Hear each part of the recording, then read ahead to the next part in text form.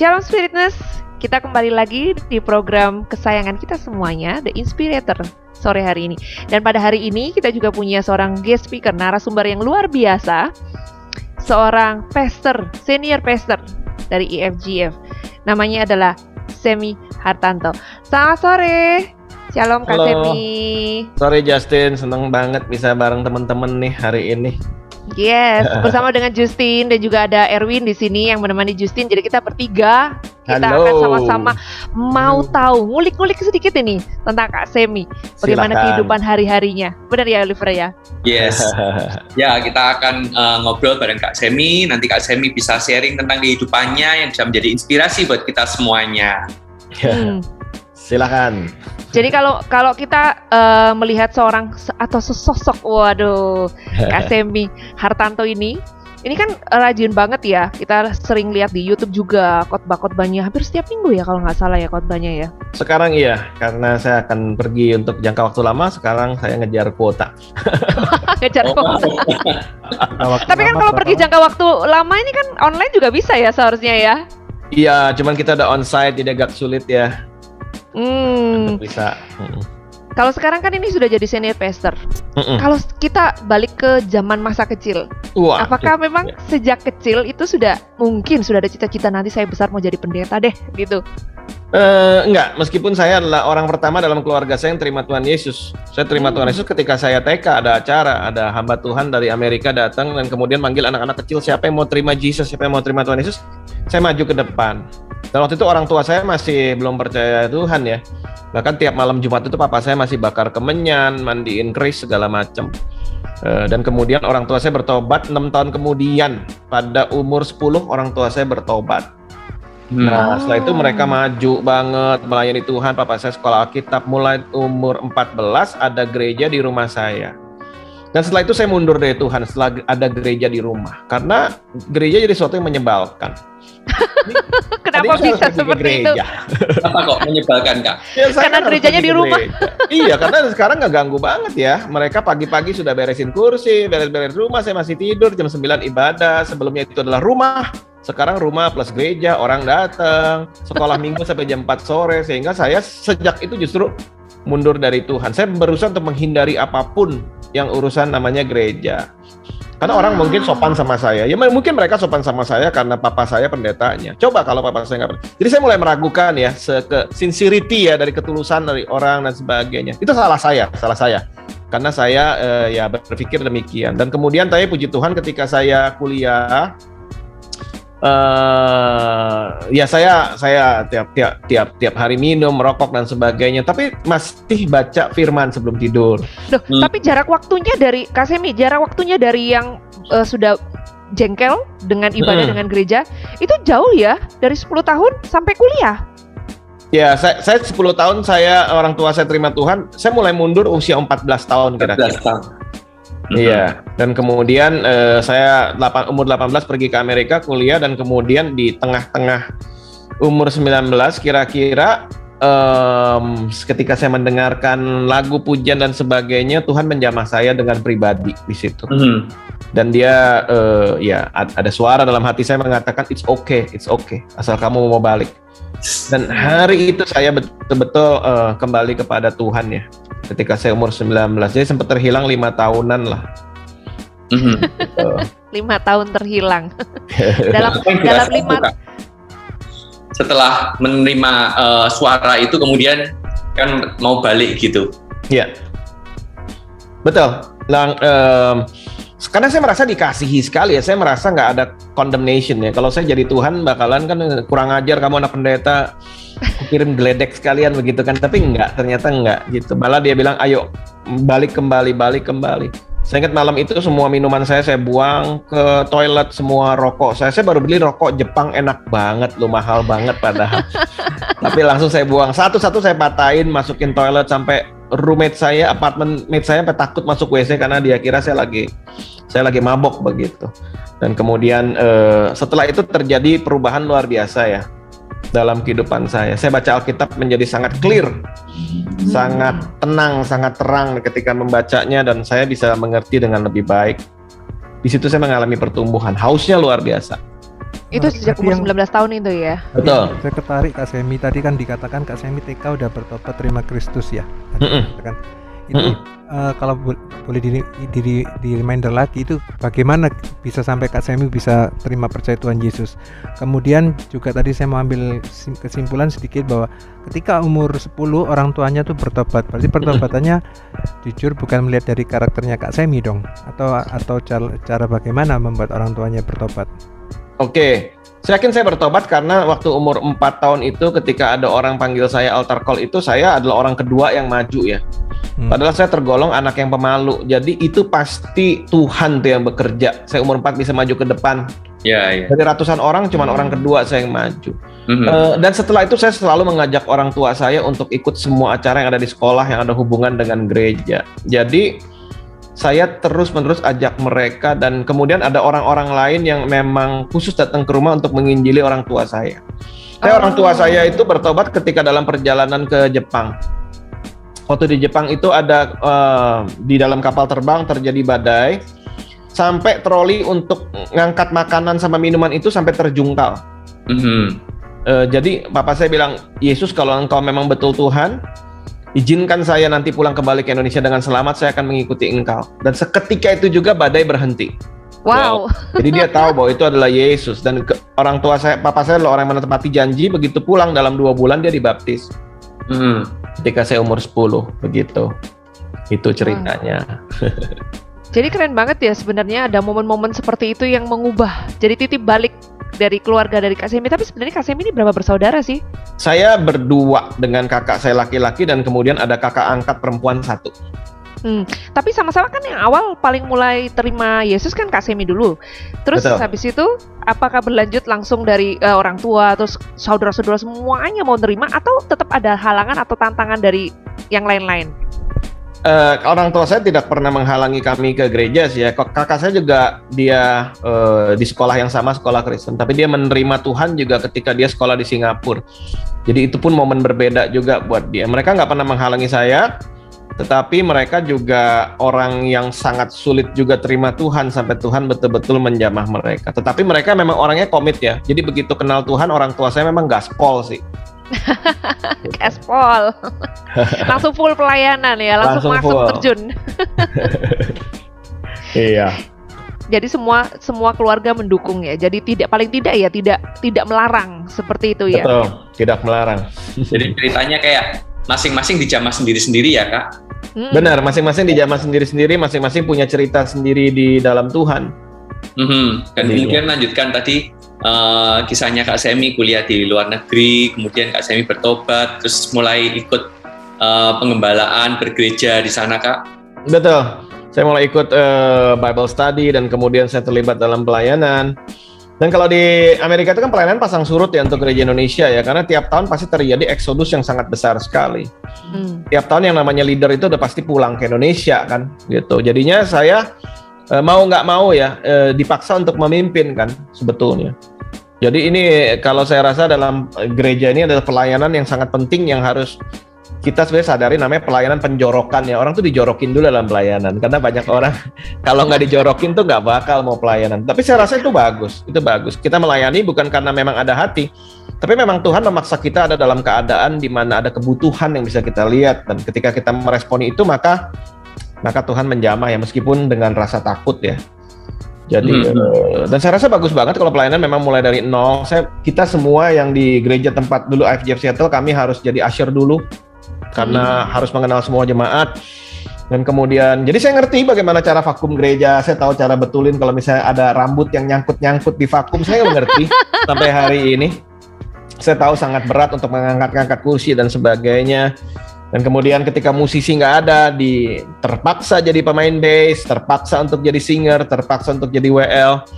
Dari awalnya terpaksa, tapi saya rasa itu rencana Tuhan untuk mengubah rasa takut kita ya menjadi sebuah keberanian untuk menerima realita bahwa Tuhan pengen pakai kita dan panggil kita, begitu. Berarti paket all in one ya ini ya. Yep. Berarti sebenarnya kalau punya gereja ini cukup Semua bisa. Mau Bisa diajarin gempor. apa? Kalau sekarang bisa gempor. Mau diajarin apa? Bass, sini. Mau diajarin apa? Nyanyi, sini saya ajarin. Mau diajarin bersih, sini saya ajarin. Semuanya bisa. Tapi kalau nggak salah terjun ke full timer berarti tahun 2015 kan? Betul, saya baru 2015. Kita balik ke Indonesia tahun 2000 akhir, dan kemudian saya full time tahun 2015. Wow, itu awal mula mau menerima untuk menjadi full time itu kan sesuatu yang berat sebenarnya ya. Iya, karena itu juga kita harus hati-hati kalau kita berjanji apa sama Tuhan ya. Dulu kalau kita ada retreat, mahasiswa ini ada selalu panggilan tiap tahun. Siapa yang nantinya mau menyerahkan hidupnya, melayani Tuhan secara full. Mulai tahun 96, 97, 98. Tiap tahun saya selalu maju. Wow. Nggak tahu kapan nantinya, nggak tahu gimana caranya, saya selalu maju. Dan kalau kita memang udah melakukan itu, ya benar-benar Tuhan tagih loh. Tapi panggilan itu nggak pernah hilang dari kita ya, sehingga tahun 2010 saya dipercayakan menjadi gembala sidang FGF Bandung. Waktu itu saya belum full time. Tapi ada beberapa mentor yang ngomong sama saya. Dia bilang, kamu full time aja pelayanan, karena nanti gereja bertumbuh dan sebagainya. Saya bilang, enggak kok, saya masih bisa manage waktu saya dengan baik. Buat apa? Saya masih bisa bekerja, saya masih bisa menggembalakan. Dia bilang, kalau kamu mau sayang sama jemaat kamu perhatikan mereka secara full. Kenapa? Saya bilang. Dia ngomong kepada saya analogi begini. Kalau kamu malam misalnya nih, amit-amit kamu sakit perut dan harus dioperasi perutnya. Kamu mau dokter full time apa dokter part time? Kamu mau bilang, oh saya montir siangnya, malam saya dokter, saya operasi aja perut kamu. Enggak lah, kamu pasti mau yang spesialisasi di sana ya memang. Dan dia bilang banyak jemaat itu perlu operasi hati mereka, jiwa mereka. Mereka perlu orang yang memang peduli sama mereka, yang hanya memikirkan kehidupan mereka. Dan setelah konfirmasi demi konfirmasi ya akhirnya saya menundukkan diri lah ya. Meninggalkan apapun yang saya tengah kerjakan, padahal saya senang juga gitu. Dan kemudian full time ya. Tuhan setia lah sampai hari ini gitu. Ya. Wow, luar biasa ya.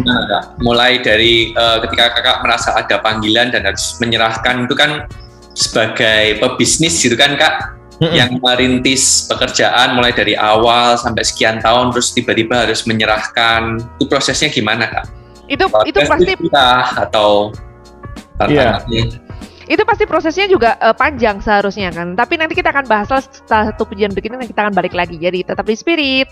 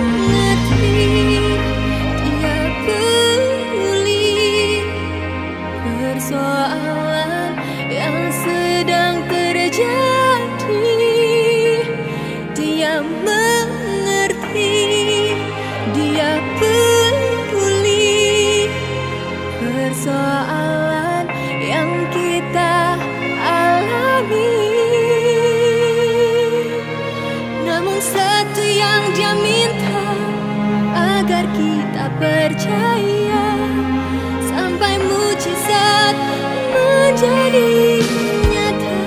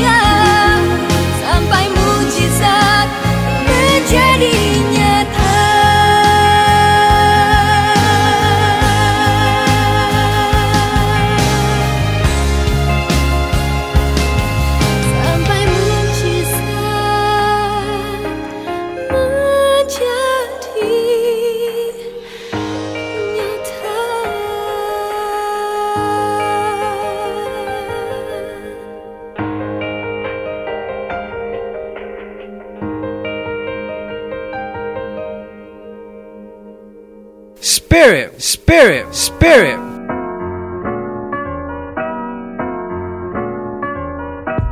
Oke, kita balik lagi di The Inspirator bersama dengan Kak Semi Hartanto. Kalau tadi ada sedikit pertanyaan dari Oliver ini, menyangkut pekerjaan, ya kan? Ya. Gimana, Olive?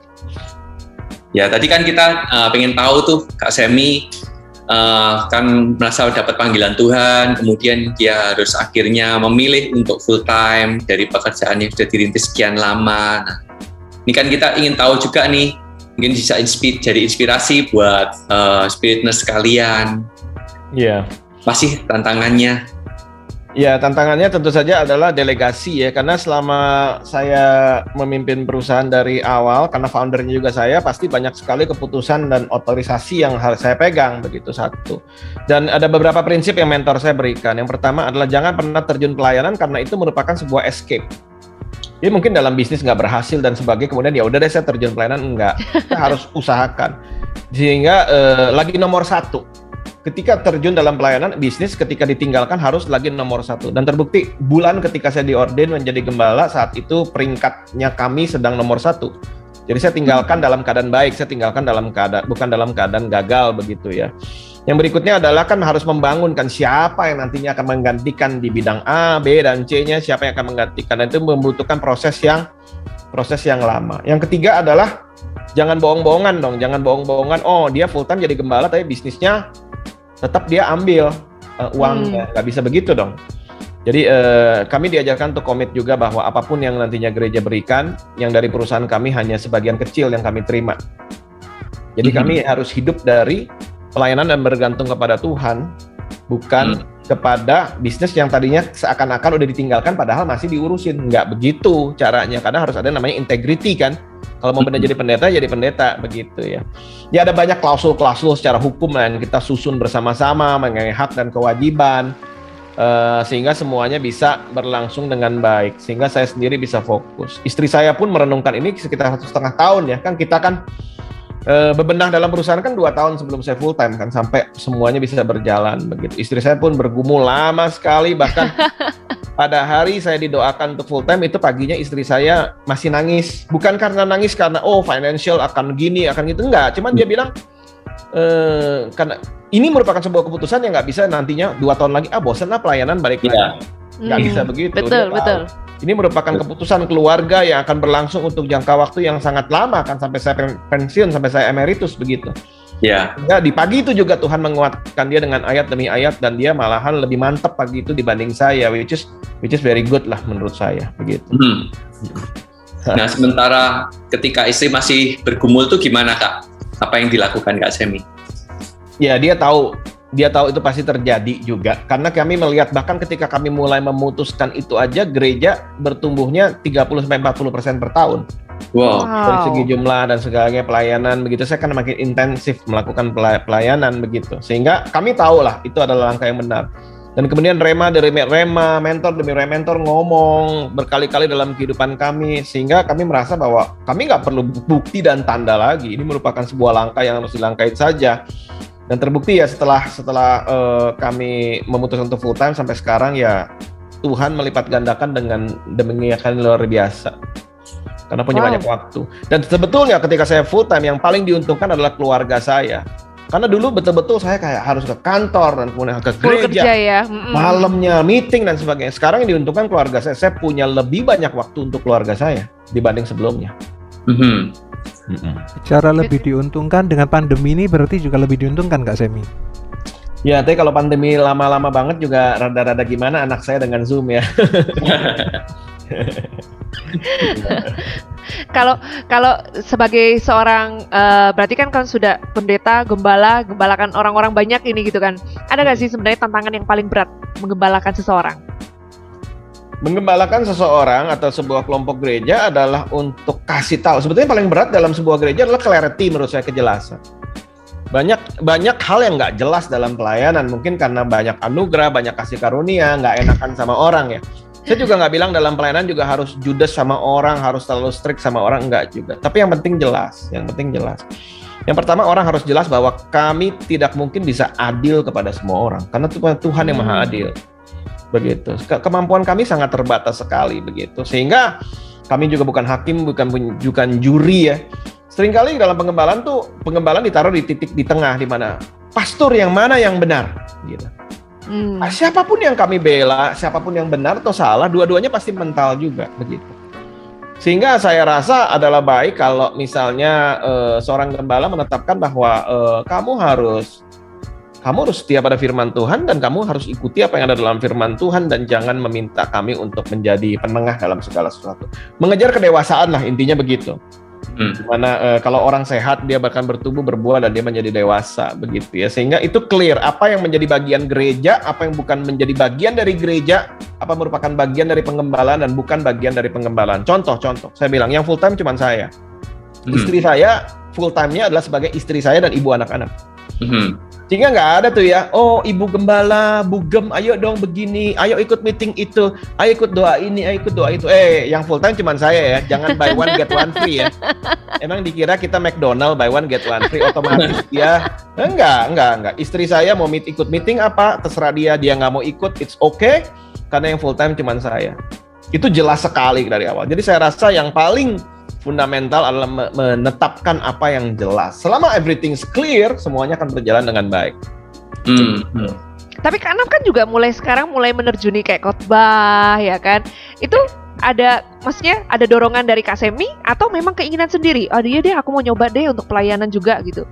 Ya, kami kan ada banyak kelompok kecil ya, kayak grup namanya kan. Kelompok kecil ya, mau nggak mau dalam kelompok kecil kan kami kan saling bertukar pikiran kan ya, dalam bentuk ngobrol-ngobrol seperti ini.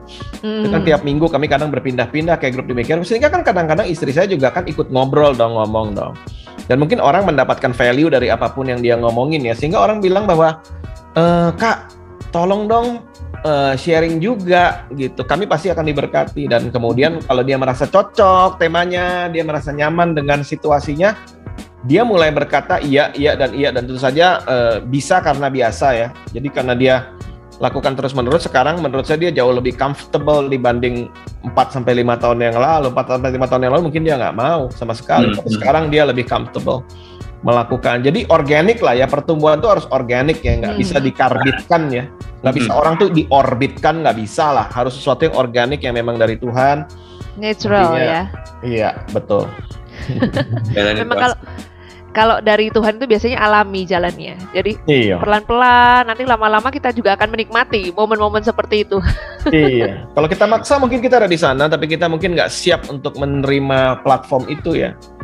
Jadi saya rasa kalau memang dari Tuhan nggak ada sesuatu pun yang perlu dipaksakan, tapi kita mengembangkan diri aja gitu. Ya, terus kembali Kak tadi itu mungkin di antara pendengar Spirit juga ada yang mau dengar lebih detail ya Kak, ketika memutuskan untuk full time dan menyerahkan pekerjaan, melepaskan pekerjaan tuh baginya pekerjaan ini ngaturnya gimana Kak, sehingga sampai sekarang masih tetap berjalan ya?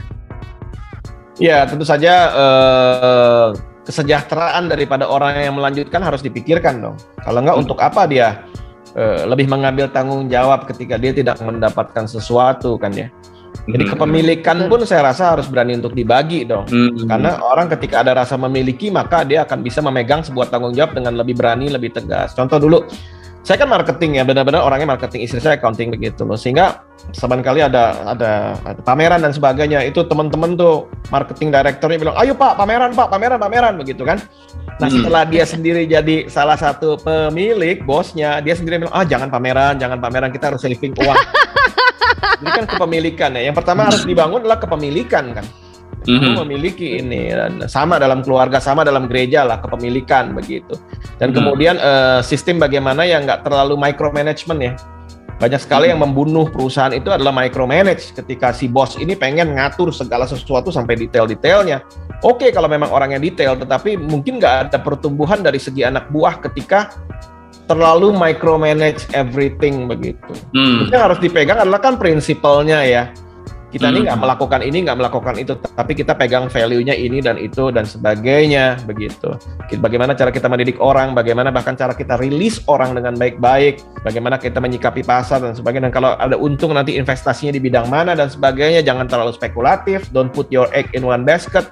Kita kan harus mengatur segala sesuatu dengan benar ya, sehingga nantinya semuanya bisa dipertanggungjawabkan, baik pun audit dan pajak dan sebagainya. Jadi sebetulnya tugas pemimpin kan membangun infrastruktur rel keretanya yang harus benar. Kalau rel keretanya udah bagus, tracknya sudah bagus, engine-nya bagus, kan sebetulnya akan nyampe juga ke tujuan. Begitu. Ini pekerjaan sudah sukses, pelayanan juga sudah luar biasa. Masih ada nggak sih yang mau dikejar dari Kak Semi Hartanto ini? Nanti kita akan balik lagi dengan kesaksian-kesaksian, sesuatu yang menginspirasi dari Kak Semi setelah satu pujian berikut ini. Tetap di Spirit.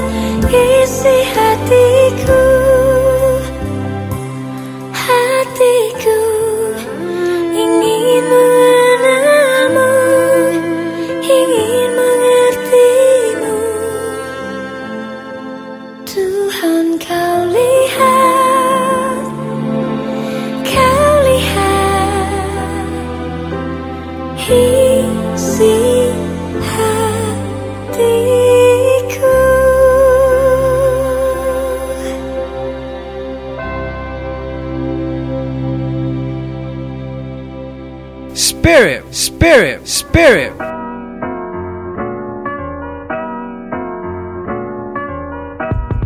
Oke, kita balik lagi dari Inspirator bersama dengan Justin, ada Oliver dan juga Erwin. Kita juga punya narasumber yang luar biasa pada sore hari ini, Kak Semi Hartanto. Dan tadi kita sudah berbincang banyak ya, kita sudah tahu bagaimana masa kecil beliau hingga akhirnya menjadi seorang full timer, bahkan menjadi seorang gembala, ya kan, melepas segala pekerjaan yang sudah sukses itu, ya kan, sekarang menjadi seorang gembala yang luar biasa. Banyak sekali hal yang dilakukan. Masih ada nggak sih nggak mau dikejar? Kalau nggak salah tadi dikejarnya pengen jadi penyiar ya? mungkin. Iya. Ada lagi yang mau dikejar nggak, Kasim? Ya kan bulan Agustus kemarin saya kan dipercayakan lah ya sama Apostolic Team untuk memegang namanya FGF Global. Dan saya ngelihat bahwa kita di Indonesia mungkin orang bilang negara berkembang dan sebagainya, tapi kita ini sangat beruntung sekali. Kita punya segala sesuatu sebetulnya. Banyak bagian negara lain ini yang punya banyak kebutuhan, dan bagaimana caranya Indonesia bisa memberkati dunia, saya rasa bisa sekali. Kayak pandemi kemarin ya, di Mumbai itu ada orang yang hidup di daerah yang sangat kumuh, slum area itu 9 juta orang. Dan banyak dari mereka itu bunuh diri karena memang ketika ibaratnya mereka lockdown terjadi, memang mereka nggak bisa kerja dan sebagainya. Bunuh diri, bahkan ada anggota jemaat kami yang juga demikian begitu. Sehingga kemudian kita belajar di internet gimana namanya sack farming. Sack farming itu adalah bertani dengan karung demi karung yang diisi tanah dan bibit. Jadi digantung begitu, karung demi karung, bisa isi tomat, bisa isi kacang panjang dan sebagainya. Dan ternyata dengan lahan dinding yang sebegitu kecil, satu keluarga bisa dapat makanan terus.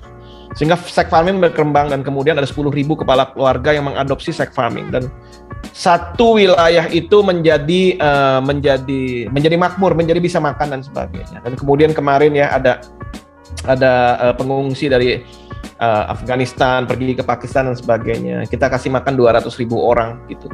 Dan kemudian memberikan pelayanan dan sekolah dan sebagainya ke anak-anak refugee yang ada hingga hari ini. Belum ngomong tentang di Afrika dan sebagainya. Kami ada 700 gereja di Afrika. Intinya begini, intinya bukannya sombong ada pelayanan di sini dan sebagainya. Enggak. Inti saya cuma satu. Intinya adalah dari Indonesia sebetulnya bisa memberkati orang banyak. Kita nggak usah lihat banyak dari dunia belahan barat lah ya. Saya nggak anti dengan barat. Saya sekolah di barat. Saya punya teman-teman semua di Amerika, Australia. Tapi dari Indonesia kita bisa mampu untuk memberkati orang banyak, bahkan lebih daripada yang kita bisa pikirkan. Saya tahu di Indonesia masih perlu banyak bantuan, tapi impian saya adalah bagaimana dari Indonesia bukannya minta impor bantuan dari begitu banyak negara lain, tapi kita bisa ekspor bantuan kemana-mana. Dengan kuat kuasa dari Tuhan, dengan anugerah Tuhan, kita punya lebih dari apapun yang kita butuhkan saat ini. Itu impian saya. Dan kemudian orang-orang muda, seringkali kita mikir missionary dari luar, datang dari Korea, dari Amerika dan sebagainya. Kapan Indonesia ekspor missionary kemana-mana? Yes. Kapan kita bisa begitu? Kapan kita bisa orang-orang muda kita betul-betul bilang bahwa saya akan bisnis dengan sangat excellent, saya akan berhenti umur 30 dan kemudian saya akan jadi missionary di mana? Anda mau kemana? Anda mau kemana sekarang? Saya ingin tanya satu juga nih buat Kak Semi. Silakan. Anda dari latar belakang yang oke lah ya, bisa sudah sekolah luar, udah bekerja dengan berbagai macam tadi yang kita dengarkan, wow gitu ya. Kemudian akhirnya Anda mengambil sebuah keputusan menjadi full timer ya. Mungkin hari ini ada spirit nurse juga ya, yang juga mengalami di persimpangan. Gua harus kemana nih? Harus jadi tetap full timer atau tetap kerja? Bagaimana? Yang ingin saya tanyakan Kak Semi, setelah Anda mengalami menjadi seorang pebisnis, kemudian menjadi full timer, yang paling utama ini biar spirit nurse ini tambah yakin ini ya, kalau bisa dibilang nilai atau value apa yang paling Anda dapatkan setelah Anda benar-benar menjadi seorang full timer sekarang ini?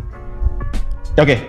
Nilai yang paling sesuatu, kalau orang kerja kan kepuasan lah bisa dibilang. Nah sekarang setelah Anda menjadi seorang full timer, ini value apa, nilai kehidupan apa yang paling Anda rasakan saat ini? Yang paling saya bisa rasakan adalah anak-anak saya mengerti dan bangga apa yang saya kerjakan saat ini. Itu nilai yang paling tinggi buat saya. Dan mereka bilang bahwa papa melakukan keputusan yang tepat. Dan saya bangga berada dalam keluarga ini. Saya nggak mau jadi full timer. Anak saya nggak ada satupun yang bilang pengen jadi full timer dan pendeta. Karena memang bukan itu esensinya. Jadi pendeta atau tidak. Tetapi seenggaknya mereka bisa melihat, wow, papa makin lama makin dewasa gitu. Papa makin lama makin menjadi papa yang baik. Papa makin lama makin menjadi papa yang bisa mendengar saya, mengerti saya. Dan menurut saya itu adalah komplimen yang paling tinggi ketika istri dan anak-anak saya berkata bahwa kamu menjadi manusia yang lebih baik. Itu impact yang Anda rasakan dalam keluarga. Betul. Yang buat orang sih, buat orang lain nih, yang paling Anda sesuatu yang wah, nggak sangka nih ya bisa begini. Apa nilai kepuasan yang paling Kak Semi bisa rasakan? Impactnya buat lingkungan sekitar, terutama keluarga tentu dong. Ya. Jadi karena saya masih karena setelah saya full time, saya bisa lebih fokus untuk belajar juga ya. Saya bisa banyak baca dan sebagainya, sehingga saya bisa membangun sebuah infrastruktur yang lebih baik ketika saya fokus dalam pelayanan ketimbang ketika saya tidak fokus. Sekarang yang menjadi kepuasan buat saya dan pribadi orang-orang di dalam gereja saya adalah saya tidak perlu untuk ikut meeting apapun. Segala sesuatu sudah berjalan dengan baik. Dan jawaban yang bisa mereka berikan kepada orang lain adalah mungkin jawaban yang sama yang akan saya berikan karena nilai culture dan value-nya sudah melekat dengan sangat luar biasa. Dan itu terjadi kan karena ada bangunan sebuah rel infrastruktur yang telah dibangun dari awal. Itu menurut saya kepuasan yang paling besar adalah ketika mereka berhasil dan saya tidak perlu berkata itu karena saya. Mereka bisa melakukannya dengan baik. Berarti Justin, Oliver yang hari ini juga mau full timer segera ya, harus full timer ini. Kita full heart sudah. Oke ya. Kalau buat Spiritness, buat orang-orang di luar sana, mungkin ada nggak pesan-pesan khusus untuk mereka yang ingin disampaikan oleh Kak Semi? Yang penting di dalam apapun yang kita lakukan, kita mau jadi excellent aja. Dan selalu mau belajar hal yang baru.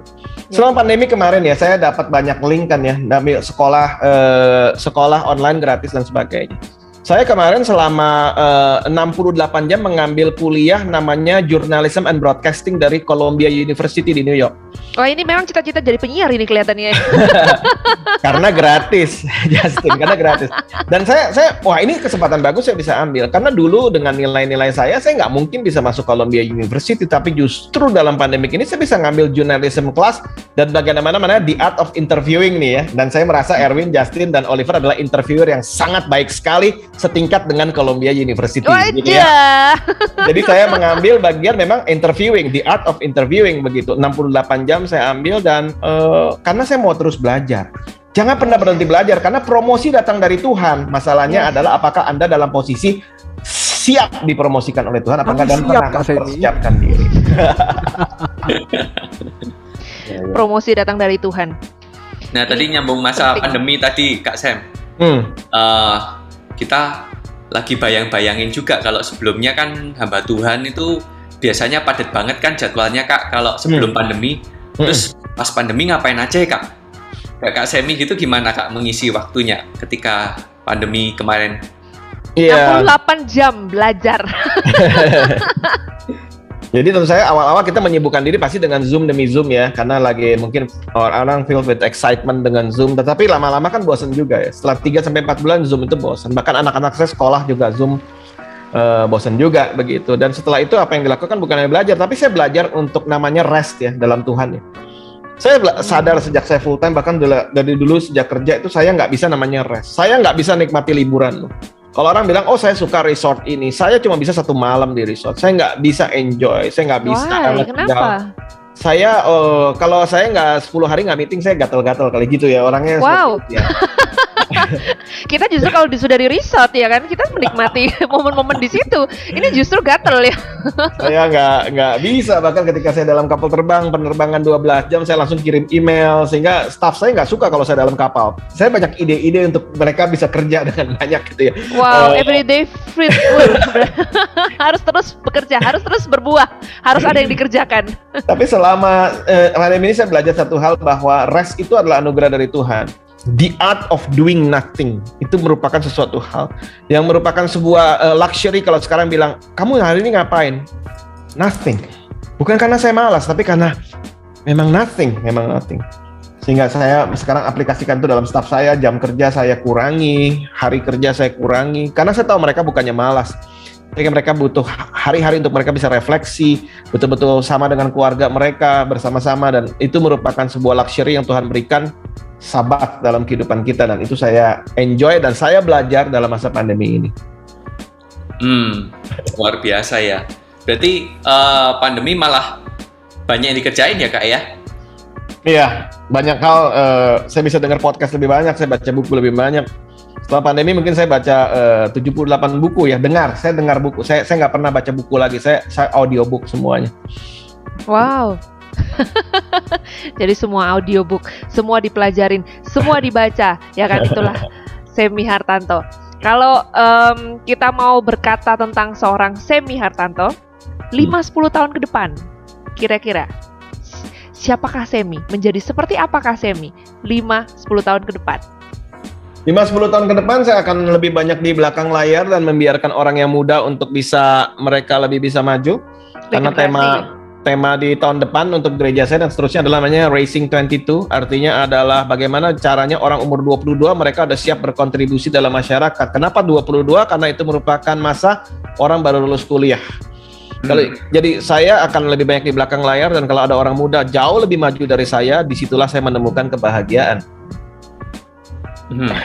Jadi 5-10 tahun ke depan isinya regenerasi Terus menerus, lebih muda, lebih muda. Keep your church young, keep your company young, dan saya rasa itu kamu akan eksis 50-60 tahun ke depan when you keep everything young.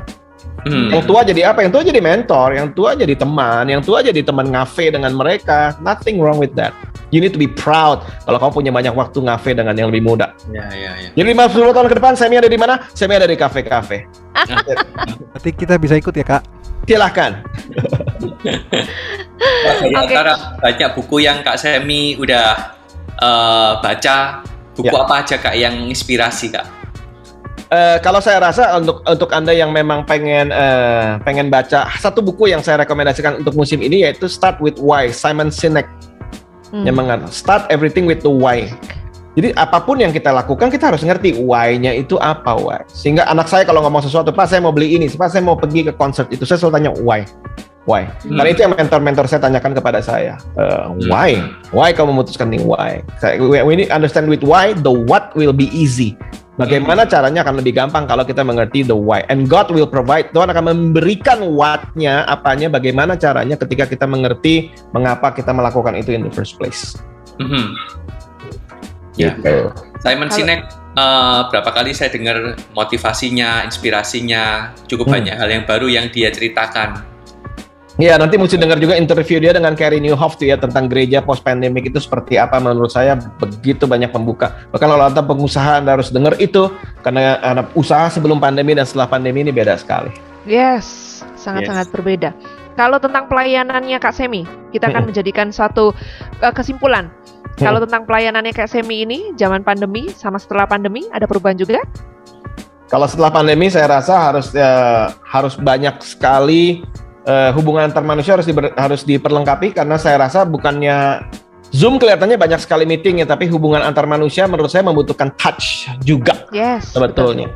Sehingga saya akan banyak juga untuk ketemu dengan orang-orang yang seharusnya saya ketemu udah cukup lama, tetapi sekarang saya tidak mampu untuk pergi ke sana karena pandemi. So I'll be meeting people all the time.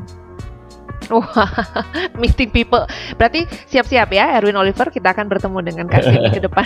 Ngopi, ngafe bareng. Human touch. Supaya kita juga lebih dekat ya kan sama orang-orang sekeliling kita. Apalagi kalau Kak Semi bilang kita butuh regenerasi. Kita kan masih muda-muda di sini, 22. 22. Kita harus butuh regenerasi ke depannya. Oke, thank you banget buat Kak Semi yang sudah sehari ini memberikan kita inspirasi-inspirasinya.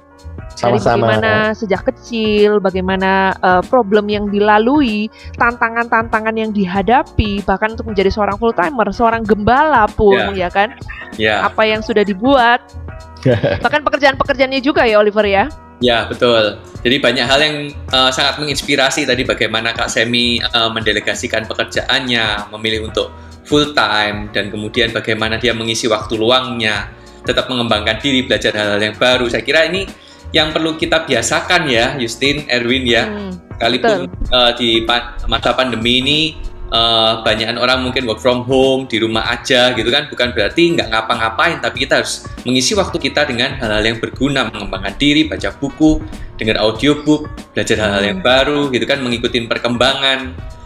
Sehingga seperti tadi yang Kak Semi katakan, Tuhan tuh sebenarnya mau promosi kita nih, tapi kita juga mesti siap dong ketika dipromosiin. Siap nggak kita gitu, ketika nanti ada waktunya, memang waktunya Tuhan juga mau melihat kita sudah siap. Kalau kita nggak siap, ya pasti lewat. Betul gitu ya Kak Semi ya? Amin. Nah, ini siap jadi pengkhotbah nih, Oliver ini siap jadi pendeta ini. Ada momen-momen kita mempersiapkan segala sesuatunya, karena kesempatan itu saat datang kita sudah siap untuk menangkap setiap kesempatan itu. Itu yang harus kita kejar. Kalau mau dicemplungin kasih tahu saya aja. Kalau mau dikirim ke Afrika besok pagi juga kasih tahu saya. Waduh, itu loh, masih ada Afrika, masih ada Afghanistan, dan masih ada yang lainnya. Oke Kak Semi, mungkin di akhir acara kita bisa mohon Kak Semi untuk bantu mendoakan semua spiritus di luar sana. Mungkin mereka juga banyak problem, mereka juga ada yang dihadapi saat-saat ini, bahkan mereka juga ada berpikir ke depannya seperti apa ya, selesai pandemi apa yang harus aku lakukan gitu kan. Nah, bantu kami semuanya untuk sama-sama berdoa, dan Kak Semi yang mimpin. Baik, kita berdoa ya. Tuhan Yesus, kami ucap syukur untuk hari ini yang Kau berikan. Kami berdoa Tuhan, kami nggak bisa melakukan apapun tanpa hikmat-Mu, tanpa roh-Mu dalam kehidupan kami. Kami nggak bisa melakukan apapun tanpa tuntunan Tuhan. Dan kami klaim firman Tuhan berkata bahwa langkah orang benar dituntut oleh Tuhan. Dan kami hanya minta Engkau menuntun kami ya Bapa. Hari aku berdoa yang mendengarkan, kalau dalam keadaan sakit mereka menjadi sembuh. Kalau mereka dalam keadaan lemah Engkau kuatkan. Bahkan ya Bapa yang letih lesu, Engkau sendiri yang memantapkan mereka ya Bapa. Hari ini Tuhan, orang yang mungkin sedang down ya Tuhan, Engkau sendiri yang lift them up. Engkau sendiri yang angkat mereka ya Bapa ke level yang lebih tinggi. Dan kami berdoa iman timbul dari pendengaran akan firman Allah. Ketika mereka membaca sesuatu dari firman, mereka mendapatkan sesuatu pula ya Bapak. Terima kasih ya Tuhan, aku release blessing untuk semua yang mendengarkan, biar terus naik dan tidak turun, jadi kepala bukan jadi ekor. Apapun yang dipegang berhasil. In Jesus name, amen. Amen. Thank you buat Kak Semi, thank you buat Oliver juga Erwin, thank you buat semua spiritus yang sudah mendengarkan kita. Akhir kata kita mengucapkan keep the spirit, keep the fire, and God bless you all. Tuhan Yesus memberkati. Bye.